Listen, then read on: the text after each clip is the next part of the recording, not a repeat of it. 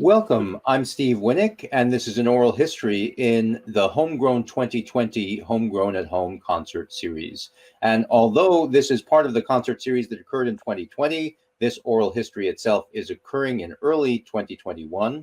And I'm speaking with the members of Sihasin, who are Clayson and Jeneda Benally. So welcome to both of you, and thank you for joining us. Hi there, Yate. Thank you. It's such a pleasure to be here with you. Yeah, Tasifo Clayson Benally Dashijine, Tudichin Bashichin, Adonaka Dina Dashinella, and Lee Tithijin Date Ayesinasha, Ado Kinthana Ishahoan. Thank you for having us here.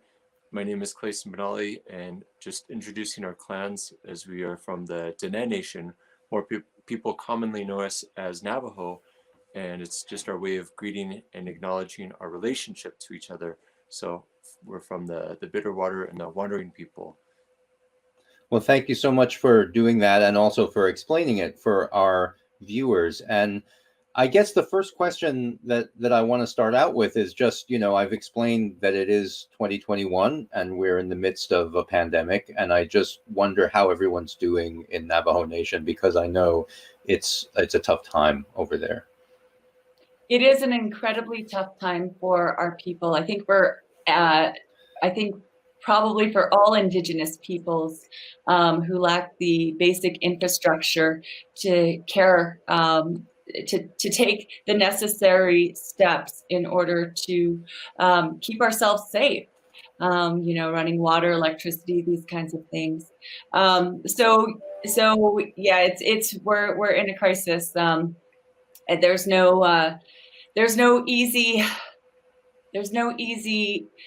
emotionally easy answer for that. We definitely are maintaining with what we can, doing what we can in order to support our relatives and to support our community. And I think when we say community, I think that, that's so much more broad. It's like we're a global community. We're all in this together and we have to work together. I think for us as a family, we've been fortunate that we had guidance from our grandmother, Zani Benally, the matriarch of our family. At a young age, she was a medicine practitioner and was given knowledge of the flu pandemic in 1918 and was able to see what was coming and alerted and brought the attention to her community and ended up saving her younger sister and much of our family. So we're descendants of that kind of legacy. So when we heard that there was a pandemic, immediately we knew, okay, these are the teachings, this is the guidelines. Oddly enough, or maybe not oddly enough, it's almost exact as the World Health Organization and their rules and regulations of how to social distance, how to protect, cleanse and prepare yourself. And those were measures that we took very early on, and we took it very seriously and trying our best to bring the awareness and attention and education to our family, our community at large, and just continue to that teaching that our grandmother had brought to us. So, I think having that kind of insight going into this, taking it very seriously and being there for our family was of the utmost importance. And we're blessed that, within our household, we're healthy, we're very strong, but we've had a lot of relatives and a lot of loved ones that we've lost, not just in the Navajo Nation, but, when we look at abroad throughout the world, this is hitting everyone. So our condolences and just our blessings and the strength and the compassion and the commitment to endure. That's what it takes to be human. That's why we call ourselves Diné, the people, right. The five-fingered people. We're resourceful, we're capable, and in any way that we can mobilize and try to help, that's what we've been doing at this time. Well, thank you for saying that, and we extend our condolences and our sympathy and just our best feelings to all of you as well. I know it is, as I said, a tough time for everyone, but we know it's particularly tough on Indigenous people and also in Navajo Nation specifically. What you said really sort of speaks to the importance of both family tradition and indigenous oral tradition, cultural wisdom generally, that, you know, your community had a connection to wisdom about this kind of event and how to deal with it. And that's a really important thing, that people keep in touch with those traditions. And I think, I mean, that also plays into our discussion about your music, which is primarily why we asked you to have this oral history, because you do come from a family with a great tradition within music and cultural knowledge as well. So talk about growing up in your family from that kind of musical perspective as well, if you would. From the musical perspective of maintaining Sihasin, and I think, and the Jones Benally family too, because we're dance and song of our Diné people. We've been doing, actually, I think we should start with, you know, at the beginning of the pandemic, we kind of didn't know what, you know, all of our tours were canceled, everything was canceled, and we weren't sure what exactly we were going to be doing, what was going to be happening. I actually can't even tell you how many fundraisers we have done for different communities, for, you know, during this pandemic, for the Navajo community, for Hopi communities, for Indigenous communities, for artist, musician communities, for donations for missing and murdered Indigenous women, for, like, you know, for me, this time, like, all of this, all of our career has really become volunteer work, to uplift and empower and bring voice to different communities. And to me, this is where my heart has always been, is how do we empower, how do we uplift our communities, how do we help our communities, how can we utilize, like, what platforms, what resources are there available that we can bring aid to these different communities that are suffering from these different issues, whether it's environmental or social, and right now it's with the pandemic. And so I feel like as a musician, as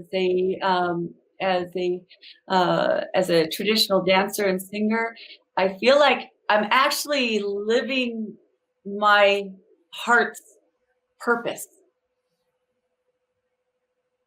I think going back to the question that you had asked about the history and the foundation, growing up, you know, we're fortunate that our father, he's a traditional practitioner. He didn't go to boarding school until he was about the age of 20. We don't really know exactly how old he is. He actually just celebrated a birthday on January 5th, which is kind of it's just a placeholder. We don't really know when he was born or how he was born, because it's all oral tradition. So his birth, you know, in the Navajo way, you know, it's kind of, you just track the moon, the sun, and, you know, we just know that he was born in the winter in the early 1930s because of those politics. And so we have to use oral tradition, or, you know, actual history, and try to find those exact dates. And that's kind of, I think, how a lot of our traditions are, is we don't have like an exact precise measurement of time. A lot of it begins Askidant. That's how a lot of the stories begin, as long ago. Mm-hmm. And for us, you know, part of our history and the resources that we draw from, our strength, our foundation, is just having a sense of that connection to the place, the land, and knowing that, you know, every mountain, every region here has not only medicines and stories and history, but that's part of our strength and our identity. And we draw from that, and we try to use that in our songwriting. We use that knowledge of that history, of the songs, of the rhythms, the concepts, and that is very much a part of who we are as musicians. You know, we weren't classically trained as musicians in schools because we didn't have those resources available to us. You know, going to, you know, we would have gone to a boarding school on the reservation, and our father and our mother decided that wasn't going to be our there's a lot of hardships that my dad went through, because boarding school was a place where it was very violent emotionally, physically, even sexually. So he chose to opt out and move our family to a border community, in northern Arizona. So we grew up between Flagstaff and Grand Canyon and our homeland, Black Mesa, in that region. And all of the time we were growing up, going to ceremonies, participating, everything from the ceremonial aspect, but also to the social aspects of powwow and, carrying on tradition. That was always at the forefront. Learning songs, whether it be social or ceremonial, all these things were kind of informing us and giving us direction and guidance. And later, when we picked up instruments, it just kind of became this natural fusion. So you learned songs initially within that powwow tradition, among other things, and talk about how that might have influenced you later on in your own songwriting. Even trying to find our voice, I think trying to learn how to sing in English was very challenging for me. I'm a drummer myself, and the drum is very simple in a lot of indigenous cultures. That drum is very representative of our hearts and how unwavering that is, and it's consistent. And a lot of the patterns, the rhythms are even based on horses. So we took and applied that concept to Sihasin, and it became part of that foundation. And trying to learn how to sing and enunciate things in a different way, it was very different, because when you're singing a powwow song or a traditional Navajo song, it's very open and you're singing from the heart. But to kind of break things up in a very collateral, rhythmic way when you're singing in English, it just kind of, for me, was very challenging. And still is part of that challenge. But it's easier to just sing from the heart, to open and just allow the sound to be its most resonant, very much like that drum. So that's part of what I've tried to apply in our approach to music. We grew up with this foundational understanding that singing is used for healing, that it's powerful. When we have a traditional ceremony, like our father being a hatakli, a traditional medicine man, when you say the word hatakli, it directly translates into singer. When you have a ceremony done, you're having a singing done. And all of the prayers, the power of song is so predominant in our culture. The power of song utilized as medicine. And so for us growing up, that was it. It was apparent that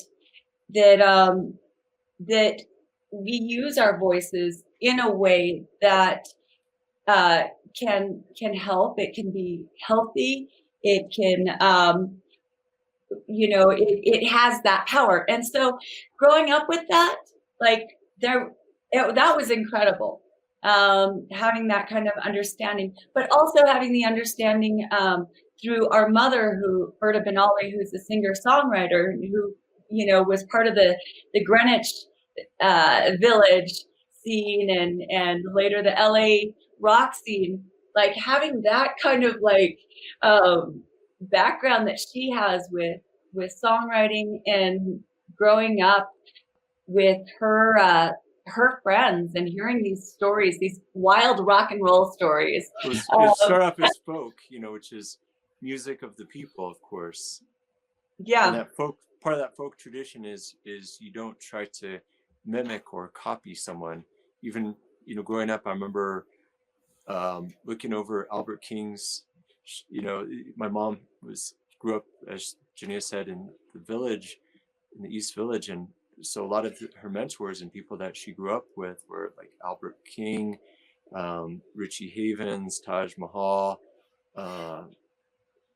going back to the young bloods, Jesse Colleen Young, Jackson Brown. And, these were people that I've gotten to know along the way and have given, maybe imparted some wisdom here or there. And I'd just be so hungry, being isolated and remote, and they'd come out to the Grand Canyon or to northern Arizona, and we bring them throughout the Navajo Reservation. And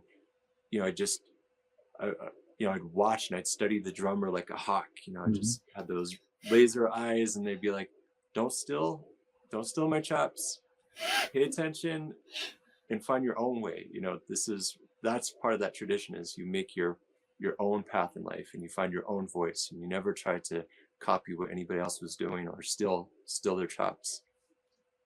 That's funny, and it's great that you mentioned your mom as well, and her separate experience from where your dad was, because they're two great musical traditions really that are merging into what you do now. Complete opposites. Yeah, right.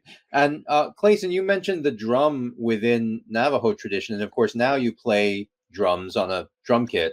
How is that a different experience? Playing those traditional beats that you mentioned versus coming up with your own way of doing things? Well, first, when I took to the drums, it was, more in the path of punk rock, so hard, fast, loud, and it was very quiet within, and it became my voice. It became part of my way of just coping with everything that was happening in our community, from relocation, forced relocation, to being put into an educational facility where I was experiencing racism, bullying, all of the things that just made me want to shrink as a person and be invisible. So the drums became, it's a very loud, powerful instrument, and that was my way of identifying who I was. So that later, after going through kind of the Western philosophy of drums, when we formed Sihasin, I wanted to bring it full circle. I wanted to bring the drums that belong to my father, to that lineage, to my ancestry as being Diné. So I started incorporating traditional powwow drums, Taos drums, Navajo style drums infusing it with the Western style kit. And that's something different. I play standing up, and I kind of try to transform energy in a different way, where rather than apply like the traditional Western style, incorporate more indigenous techniques and methods. And Jeneda, you play mostly bass in Sihasin, which is I play only the bass. Yeah, people might be surprised by that. So explain the how you came to decide on doing that within the band. Well, it's so for me. Actually, I've only ever wanted to be a bass player.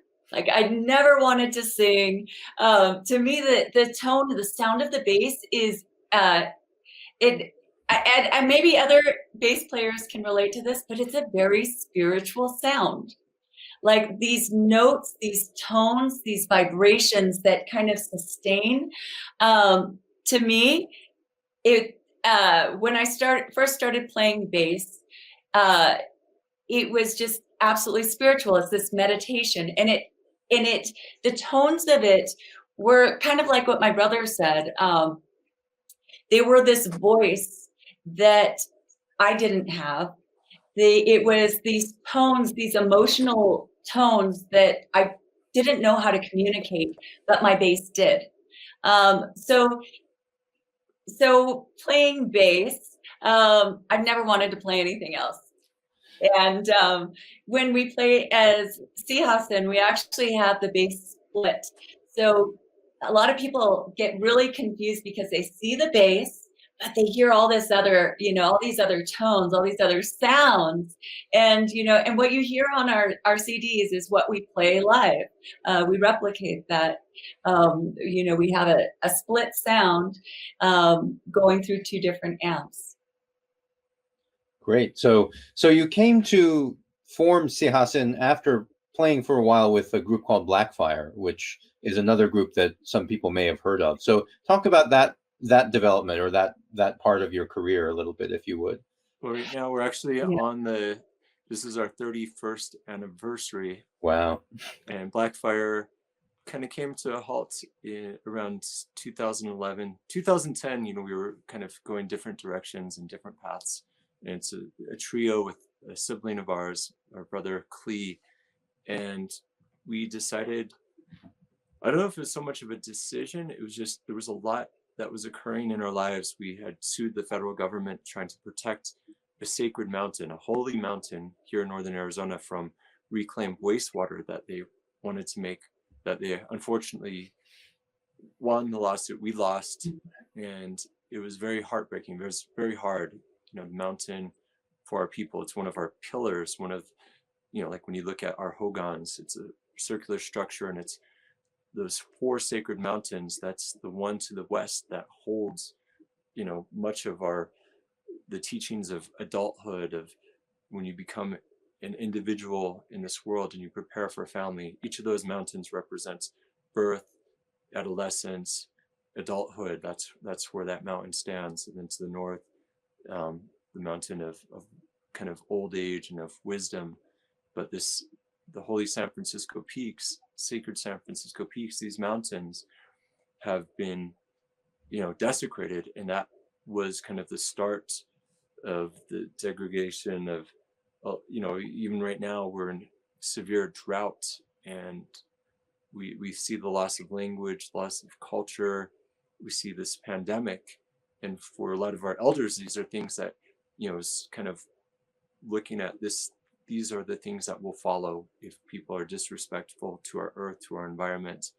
You know, we talk about climate change, or how this earth is in peril at this moment, but these are, you know, kind of the things that led up to it. And a lot of our elders and spiritual leaders said, do not desecrate this mountain, otherwise we will be having these issues that we're faced with. And I know Jenea could speak at great length to the hardships that we went through. I won't keep it at great length, though. I'll make it shorter. But yeah, that it was this transformative time for us. You know, there was a rash of youth suicides taking place on the Navajo Nation, and there was one particular mass attempt at suicide, with the youngest child being 9 years old. And I'm a parent, my brother's a parent as well. And this hit so hard. You know, how can a 9-year-old child not have hope in this world? How can they not see the possibility that is? How can they not recognize the magic of this world and how wondrous it is that at 9 years old that they would attempt to take their life? And for me, this was one of the biggest wake up calls. Yes, I was devastated by our loss in the federal court system, but also I was devastated by the fact that youth weren't finding hope. And it was this taking place that I realized I played in a punk band for 21 years, and I've been justifiably angry as an Indigenous woman, as an Indigenous youth growing up in an oppressed system. I have been justifiably angry, but this is not the legacy that I want to leave. Mm-hmm. I want, it's good to be angry. It's important to be angry, but it's more important to utilize that anger as a tool for positive change. So when all of this happened, and this transformative period in, I think, our musical career happened, I questioned what comes after anger? Like, who am I? I've been angry my entire life. What's next? What comes after anger? And it was a recognition of hope. Hope has to come after anger. If hope doesn't come after anger, then we're not creating the positive change. We're not creating the communities that we need our youth to grow up being respected and nurtured in. And so that hence the name Sihasin, which in our Diné language is one of our core values, our philosophies. That means hope, to have assurance, to have that kind of positive look forward. And so it was a real powerful time in our lives, that transformative period. But we wanted to create music that would empower and uplift youth, and all people really. But for And also me, to heal particularly, ourselves too. yeah, It's very much part of that healing music is process. therapy. Coming full circle with the word hatrath, to sing, to heal. So that's part of our journey. And I know right now we're a nation that's divided, and we're looking for that healing. And I know people are angry and there's division, but hope. This is where we have to come together. We have to heal. And music has always been one of those commonalities, arts, music, culture. These are things that have survived and sustained peoples, for generations upon generations. So, it's you guys have these great creative resources within your family and within yourselves. I wonder what it's like being in a professional band and recording albums and trying to make all that work with the material resources that you have where you live. I mean, how do you manage those issues living in Navajo Nation and working within, the limits that are there, materially speaking? We are completely independent. We, never have had record label support. So everything that we've done, from touring, we've just kind of paved our own path. We've always set out to, this is about youth and about our community. And some of the guidance that we received from our grandmother, from Roberta Blackgoat, who is a resistor from the Black Mesa area, was about, how when you're out there, you're an ambassador, you're representing your people. So the way that you want to be seen, or, how you carry yourselves, you have to always remember that you're carrying your ancestors with you. You have your grandmothers, your grandfathers, your ancestors, many generations back, and they're guiding you, but they're also watching and keeping tabs on you and making sure that you're behaving yourself, that, the way that you represent yourself reflects upon your people. So that's always been part of that guidance. So when we set out to do a project, we have that focus of, okay, the purpose and the reason for this. I know there's been opportunities where people are like, capitalize off the beads and the feathers and do this, to benefit your career. And it's like, no, we got to be real, authentic, and true with ourselves, and just the music, the message, the meaning, everything that we take our time and our energy to focus, the songs, the structure. Even the last album that we did, Fight Like a Woman, we worked with an amazing producer, Ed Stasium, and somebody that we connected with and have worked on several projects. And the process that we took was a very beautiful, humbling one, where we sat down, and it was actually just after Trump had been elected, and he was feeling the Trump slump, and it was just feeling very down and depressed. And he said, I need to do something uplifting and give back to the community in some way. So let's sit down, let's work on this. And we played him the material that we had, and we thought we were going to record in 2 weeks. And he said, we're going to spend 1 year on this project. We're going to take our time. We're going to let the song speak, and we're just going to have that freedom and that liberty to really express and let the true nature of each of these songs be what they need to be, which is a powerful thing. But yeah, we're like, we don't have a year, we don't have that much money, so don't worry about it. Yeah. So we've been blessed in many ways, where it's from the heart, and people that are on that same wavelength, that want to do it from the heart. We connect and we network and find our own path. We don't have to go through corporate commercial ways or means and sell our soul to be able to just do what's in our heart. We're blessed with that. And I think also that goes back to kind of who we are as Diné people, the Lat'ishla'i, the five-fingered people, that we are resourceful, that we even going back into our history, like we find ways, we have to be resourceful as people. I mean, Clayson's first drum set was pots and pans, you know, and he's actually in the Sahara Desert when we were touring after the festival in the desert. Clayson had to build his drum set from things that he found, from like barrels, things that were on the premise, so that way we could play on stage because there was no drum set. That was in, I think, in Essakane, I think. But you know, this is the thing I think that is that we grew up with with this understanding from our parents that the world is possible, everything is possible, and that we have these, we have this, we have this, and we have, most importantly, this, our hearts, and that is a resource.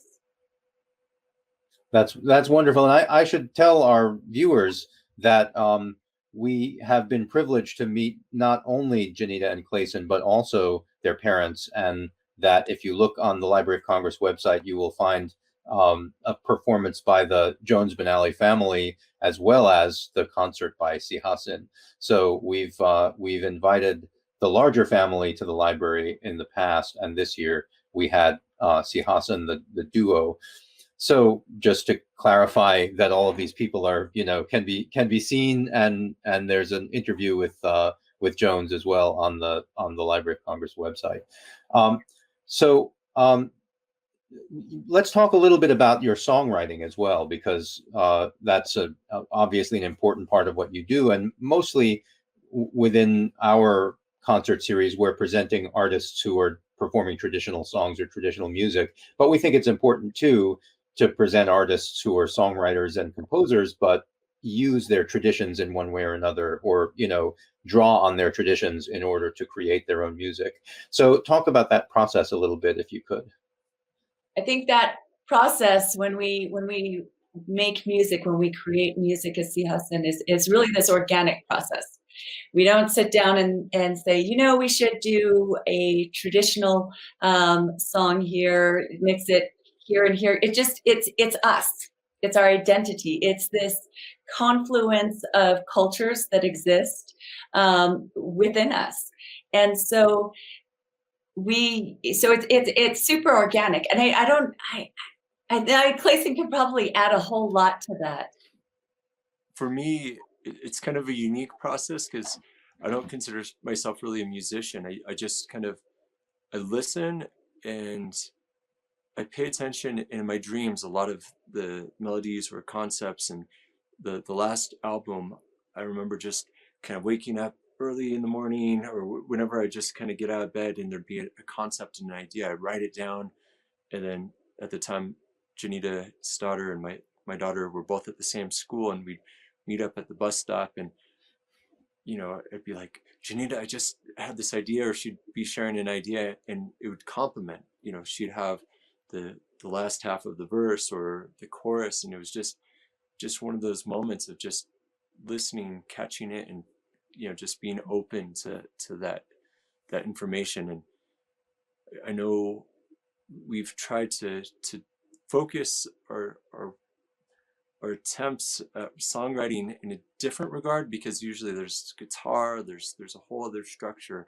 So we've had to rebuild, but using the foundation as bass and drums. So it's a whole other way of approaching it. For me, it's more about, okay, what energy can I bring to this song, and the groove, to tell that story, to drive the information that needs to be out there. And in our previous band with Blackfire, we always tried to steer clear of certain, like, I don't always say pop, but it's like in this current incarnation, it seems like it's more about the feminine. It's about embracing what feels natural and feels right, rather than trying to go against the grain. We're going kind of with the flow, just allowing whatever information, whatever the story is, whatever that emotion is, just to be honest with it and let it connect. Yeah, I think you're totally right, Clayson. It's more of an intuitive process for us in terms of songwriting, and you know, as being as being practitioners of our traditional medicine, and you know, studying, apprenticing our entire lives under our father, we have that kind of I think when you study traditional medicine for as long as we have, we're both over 40 years old, and we've been studying our entire lives, and so it's ingrained in us, that whole that holistic concept of um, of of everything around us. When you think of something, it affects us holistically. When there's an action, it can affect us holistically. And I think that when we're writing music, it's on a holistic level. It's that we're thinking about it in a probably in a really different way than a whole lot of people go to sit down and think about music. But we also have these rhythms as well um, that are derived from our horses, which is part of our traditional history with our riding songs, with our even with our walking songs, our traveling songs. And so we have these rhythms that are a part of us, that we've grown up singing. And so I think that comes through with our contemporary, this emergence of contemporary and traditional in the music that we make. Well, I think one of the things that we loved so much about your video, your concert video, was the sense of place that we got from seeing you out in the open, and the fact that you just mentioned your horses and the walking songs. The fact that you brought one of your horses into the video, and we saw more of your life in a way than in most concert videos, I think. But also that sense of place was very important as well. And if you could talk about that a little bit in your music, how it sort of conveys where you're from physically, that sort of landscape. Well, I know we had the opportunity to perform and do, I know it's a live performance, but you know, technically there's so many challenges to record that we knew, okay, if we're going to pre-tape this, we're going to bring the viewer, we're going to bring the Library of Congress with us and bring you to our homelands and show the sacred San Francisco peaks and the landscape behind us. And it was my crazy idea of wanting to bring the horse along and just introduce the viewer and just bring you on the horse with me as I'm riding up, so we kind of get a sense of what those writing songs were about. So it's just a way of just to, right now it's a hard time. People are isolated, or being at home, and just to bring you into our home, to welcome you to our beautiful, amazing, sacred San Francisco peaks here. And I also want to add that when Clayson was writing and singing the song, we were kind of hoping that people would get a sense of the rhythm, because when these songs are sung, they're not only for people, but they're also for the horses. And the horses naturally, they move to the rhythm of the song.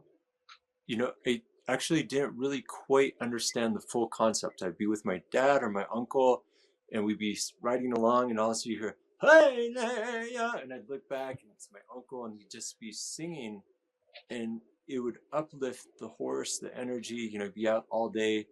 And I didn't quite grasp the full nature of it until we were in Africa. We were performing at the festival in the desert in 2001 and 2002. Robert Plant was there, Ali Farka Toure, Tanarowin, our friends Lojo from France. And there was a 10-day, this traditional gathering of Temeshek, the Kel Temeshek, also known as the Tuareg, and they're a camel culture. They basically are a matriarchal society, very similar to Navajo, very similar in many different ways, And I was watching this ceremonial process where all these different bands and people had come from different regions, and they brought up this drum that only the women play, and it's a water drum, and which is very similar to one of the drums that we have from our culture as well. But they're playing the rhythm, and I'm watching the camels as they're running, and all the lips of the camels were bouncing on beat. Every hoof, I don't even know if it's considered a hoof for a camel. What do they? It's like I a think it is. pad, Yeah. big Yeah. giant pads, and they're all right on that drum beat, and I'm just amazed because they were connecting every element. There might have been 800 camels running in a circle around this one drum, unified, dancing. And we have our powwows, we have our culture, which is similar in many regards. And I realized, wait, what happens if we play the drum for the horse? And I realized that they connect too, that all the animals in our natural world, we have a heartbeat. We all connect in so many different ways, but when we sing these songs, it's to make them happy, to uplift them, and they unify, they connect. That's great. We have some Tuareg music on our website as well from Les Filles de Ligadad, although I'll say that we did not have any camels present for that. But we have that the drum that you're talking about was played in our concert series as well. So it's great to hear all these connections that you've had with other musicians throughout the world. So another thing I wanted to ask about, you both mentioned your kids and their schools, and I know you're both involved to some extent in educational projects as well as in music. You do workshops and other things, but you're also sort of activists for education as well. So explain a little bit of your educational work. So my brother and I, we do a lot of workshops for youth. I want to mention that I hope that people feel that as adults, the greatest investment we can make in our future is into our youth, and creating nurturing environments, creating inclusive environments, creating environments where each difference is celebrated as not something that is unacceptable, but and not just tolerated, but really celebrated. And so Clayson and I, we really enjoy doing a lot of youth workshops, especially against substance abuse. As Indigenous nations, our youth are in crisis. Quite often that's in the news with substance abuse and suicide. And so Clayson and I, our heart is really into the investment of empowerment and inspiration in youth. And so we do a lot of workshops around that, also cultural workshops as well. I think that's really important. I'm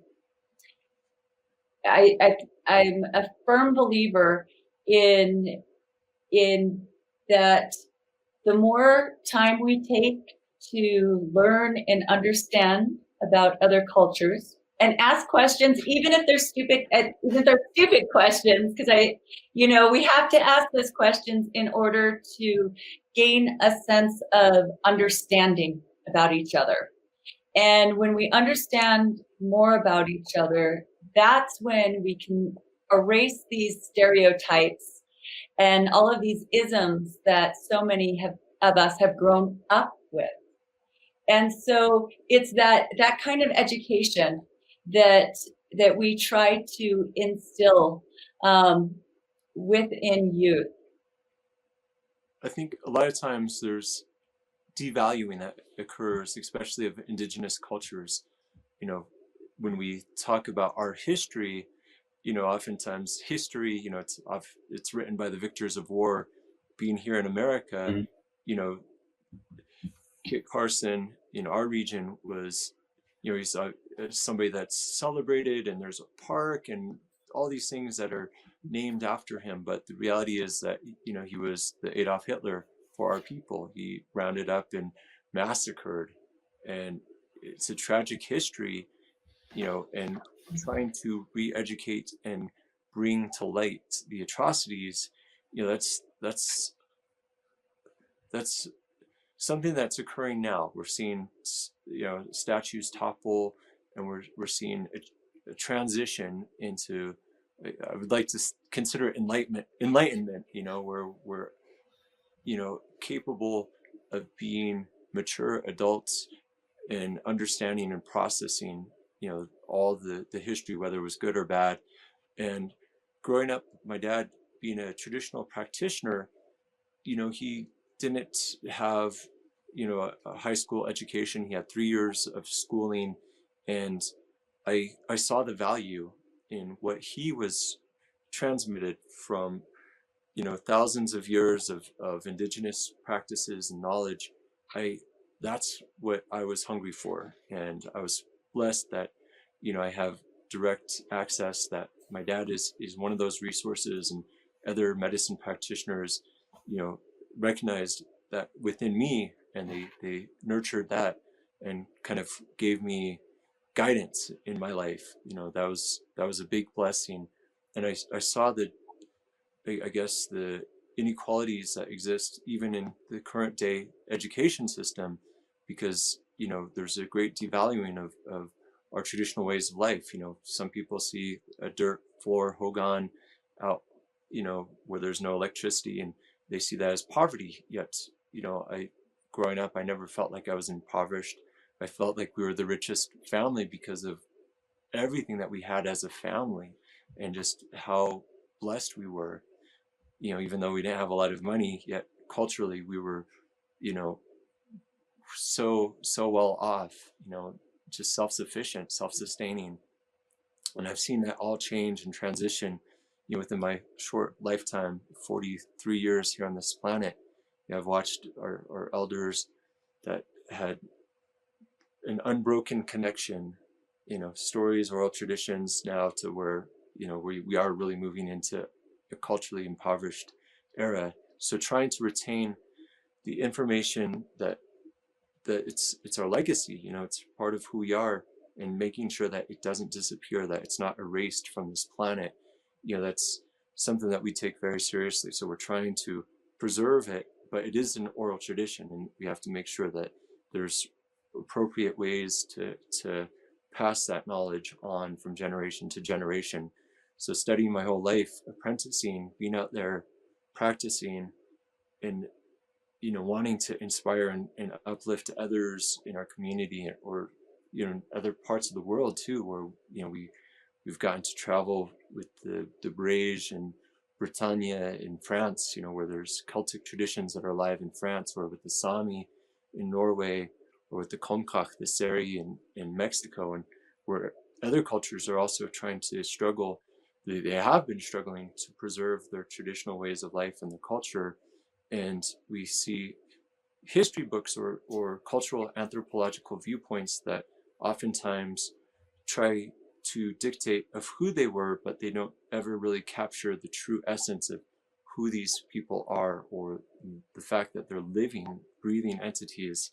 It's almost like when you have a museum showpiece, you know, and it's just a static fixture on the wall, and it hasn't shown the progress, the transitions that culture has made, and how, you know, it's still alive. That object is a living, breathing object, and it's still part of our communities. It's still part of us, and it's, you know, just trying to have that remembrance, so that way, you know, there's a continuance of these cultures. And I think that being youth advocates and cultural advocates, it is this natural kind of, you know, it goes hand in hand. You know, we want to empower youth, we want to inspire youth, we want, we hope that youth understand the value of our culture. You know, as my brother was saying earlier, culture has been devalued. One of my earliest memories of being in public school is when I was sent to the principal's office, because my teacher had said that I gave the wrong answer when asked who discovered America. And I said, I said, my people were here. So my people discovered America. And she said, no, Columbus discovered America. I said, no, Columbus didn't discover America. She said, yes, he did. And she sent me to the principal's office. I think I must have been in like first or second grade. And the principal actually said, you know, it's really important that you understand history, and that history is often that we don't teach the entire history. So he took me out for ice cream, and I think I ended up on our local TV show that night. But that to me was a pivotal moment, because I realized there is value in our traditional sciences. It's not a folklore. It's not it's not myth. We're talking about traditional sciences, our traditional medicines that have been honed over thousands and thousands and thousands of years. And so this is what we hope to pass on as a legacy to future generations, is the empowerment of our cultural teachings. Well, it's such important work that you're doing, and we're so happy to have had you in the series. And I think we have time to just ask whether there's any message that each of you would like to give to our national audience here at the Library of Congress.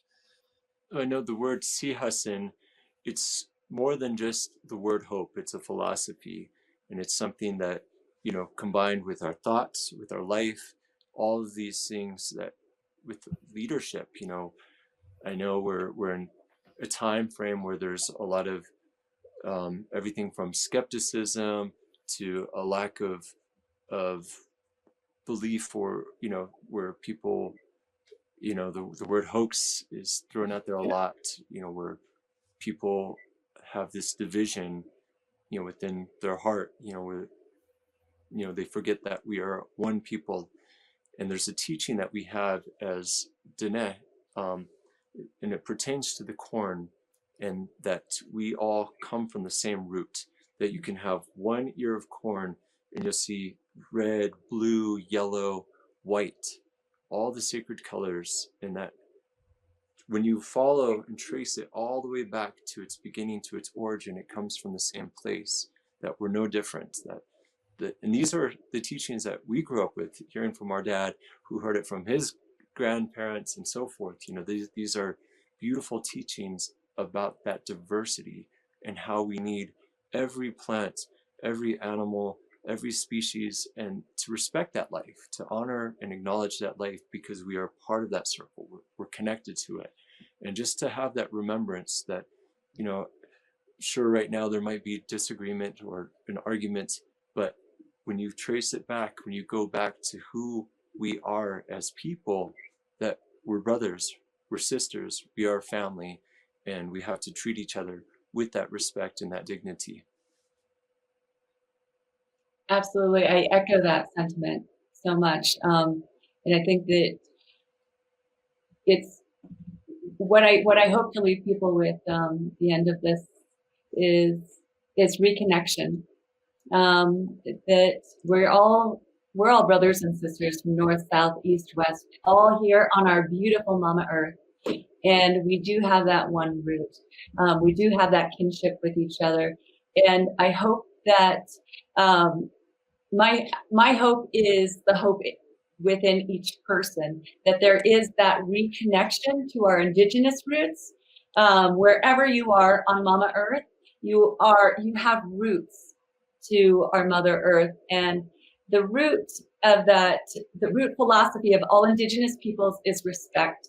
And so my hope today is that people reconnect, that they find a way to appreciate other cultures, not appropriate, and reconnect with their own identity, and bring that forward.